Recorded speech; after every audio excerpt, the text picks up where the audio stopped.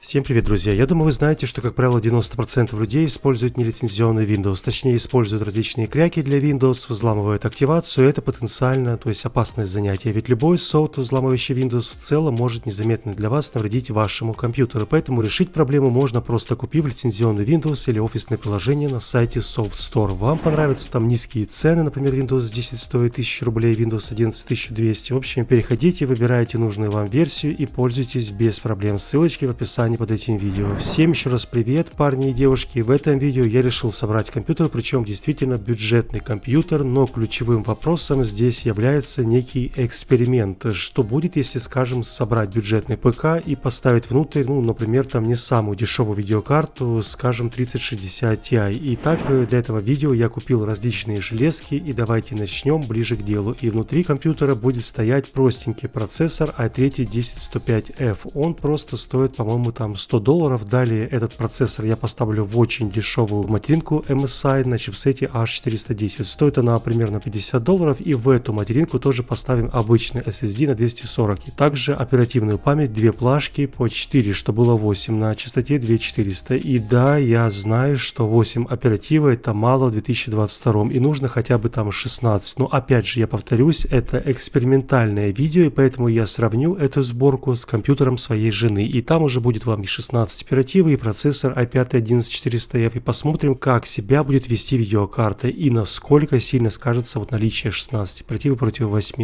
И так в целом вроде бы все по этой сборке. Единственное, что это блок питания я поставил внутрь, очень дешевый Deepcool на 350 Вт, тоже ради интереса. Хочется, знаете ли, узнать, сможет ли такой вот дешевый питальник вытащить 3060 Ti. Все в этой сборке довольно дешевый, материнская плата, и проц, и оперативы, и блок питания, но для приличия я все-таки решил хотя бы поставить сюда нормальное охлаждение на проц, и также корпус я тоже взял из тех, что имеется у меня дома. В данном случае у меня, то есть это будет корпус Gladiator Duo от компании Aerocool, и это такой себе нормальный, приличный бюджетный корпус. Конечно, зрители могут как бы сэкономить пару тысяч и взять себе вообще пустой ящик из-под картошки, но мне этот корпус прислали для видео еще в 2021, и поэтому я должен хотя бы хоть что-то вот собрать в этом кейсе. Если вкратце, то внутри у нас предустановлены сразу 3 вертушки, места хватит под любую большую видеокарту, и сверху можно также поставить водянку, и, конечно же, имеется RGB подсветочка. Одним словом, симпатичный корпус, наверное, самое время приступить к тестам компьютера, но сперва хотелось бы показать, чем я занимался дома прошлым вечером. Я занимался тем, что вместе с Линдой мы собирали мозаичную картину алмазика моего кота из конструктора Mozabrick. Если вкратце, то Mozabrick это фотоконструктор, из которого можно собрать из маленьких кубиков конструктора любую фотографию, и получаются при этом стильные картины в стиле пиксель-арт. Берешь, например, набор, грузишь любимую фотку на сайт, в моем случае я взял фото моего кота алмазика, и сразу же на смартфоне получаешь инструкцию для сборки. И Линда сумела собрать дома весь набор примерно за 8 часов, и получилось более чем круто. Сборка ей понравилась. Наборы бывают разных размеров. В каждом наборе Mozabrick кубиков гораздо больше, чем понадобится на любое изображение, а еще можно пересобрать столько раз, сколько вам захочется. Недавно появились и цветные наборы в бежевой палитре, и в них используется большее количество цветов, и от этого картины получаются более детализированные. Также рамка конструктора идет уже в комплекте. В интерьере смотрится вообще офигенно. Mozabrick всего 2 года, и за эти 2 он сумел стать настоящим хитом не только у нас, но и в 30 странах всего мира. Разлетается абсолютно везде. Попробуйте сами, и для вас я оставил ссылку в описании под этим видео. Переходите, выбирайте набор и получайте скидку 20% по промокоду Шелест. Развлекайтесь и не забудьте использовать промокод. Всем удачи! Ну а мы вернемся к теме нашего видео. Итак, друзья, компьютер собран, и теперь можно протестировать все это в Full HD на Ultra. И первым делом начнем с очень нетребовательных проектов, например, это Rainbow 6. Что ж, видим с вами очень высокий фреймрейт, порядка 160-170 FPS, местами даже поднятие до 200 кадров, и это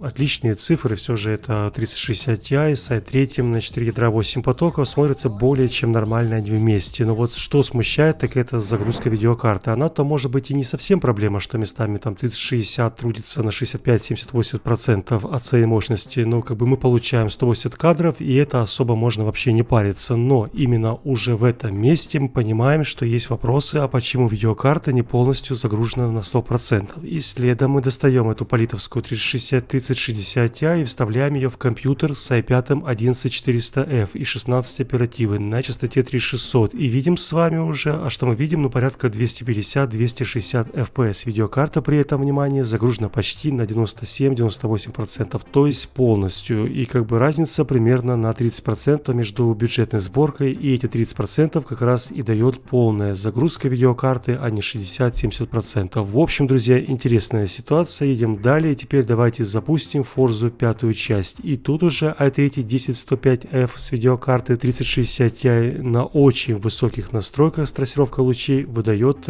сей компьютер стабильные 60 FPS и даже местами поднимается до 70. То есть это более чем достойные цифры. Но и что еще интереснее, сама видеокарта трудится теперь уже не на 60-70%, а на всю свою мощность, то есть на 100%. И в то же время i5 11400F и 3060 Ti в одинаковых условиях точно на той же видеокарте рисуют 60-70 кадров. Выходит, что результат абсолютно одинаковый, и мощности i3 за $100 более чем достаточно, чтобы вытащить даже 3060 Ti. Но это именно в этом случае в пятой Forza. Все было абсолютно иначе в прошлой Rainbow 6. Там все было, ну, не так сладко, если помните. В общем, теперь давайте с вами в конце запустим Киберпанк. И это очень требовательная тема именно к процессору и видеокарте. Точнее, именно к процессору. Там вот вообще крайне вот завышенные требования. Итак, я выставил ультра настройки с трассировкой лучей, и DLSS я поставил в режиме сбалансированном, чтобы побольше как бы загрузить видеокарту. И таки да, ситуация в Киберпанке еще хуже, чем в Rainbow 6. Очень требовательный здесь большой открытый мир именно к процессору. Он старается, мы видим, на все свои 4 ядра и 8 потоков, но как бы он при этом занимается просчетами всяких там объектов и физики, и поэтому видим с вами, что на видеокарту ему почти не остается ресурсов, и поэтому как бы он трудится на 45, 50, 60%. Да, временами, конечно, мы видим и 60, и 70% загрузки видеокарты, но все равно это, знаете, ну, не выручает в этой ситуации, и просадки фреймрейта очень заметные, и даже местами я замечал падение до 28 кадров. Выходит, что в Киберпанке 3060 Ti может проявить себя как минимум в 2 раза быстрее, и это особенно заметно на фоне компьютера с i5 11400F и 16 оперативы. Во-первых, сразу заметно более ровная кривая фреймтайма, она не такая рваная, как на бюджетной сборке, и во-вторых, конечно, почти в 2 раза больше кадров, и можно сказать, что как бы мы получаем стабильные 60 FPS. То есть, если подвести под одну черту все выше увиденное, можно точно сказать, что не так страшны прям вот объемы оперативной памяти 8 или 16, нежели как бы очень важны мощность процессоров. Как бы, конечно, 8 и 16 оперативы тоже отразятся потом в некоторых местах на стабильности картинки. При 16 как бы, ну, не будет фризов внезапных, но вот мощность процессоров очень важна именно в больших тяжелых проектах с открытым миром, там Киберпанки и ей подобные. Я не хочу сказать, что i3 на 4 ядра 8 потоков это отстойнейший камень. Нет, он отлично проявил себя, например, в пятой Forza и неплохо справляется с сетевыми шутанами. Однако, если речь идет о Киберпанке или там, не знаю, GTA 5, Watch Dogs, Red Dead Redemption 2 часть, вот там уже процессора на 4 ядра будет, ну, заметно не хватать. И видяха мощная будет, ну, тупо простаивать. И это как бы, ну, денежки на ветер. И вот, чтобы такого не случилось, я бы все же вам рекомендовал поставить в эту сборку с i3 оптимально хотя бы 1660 Super или, скажем, 1660 Ti или RTX 3050. Из Radeon смотрелось бы нормально с i3, например, 6500 XT. В общем, оптимальный в этот компьютер лучше поставить карту стоимостью до 30 тысяч рублей или 10-12 тысяч гривен, 230 тысяч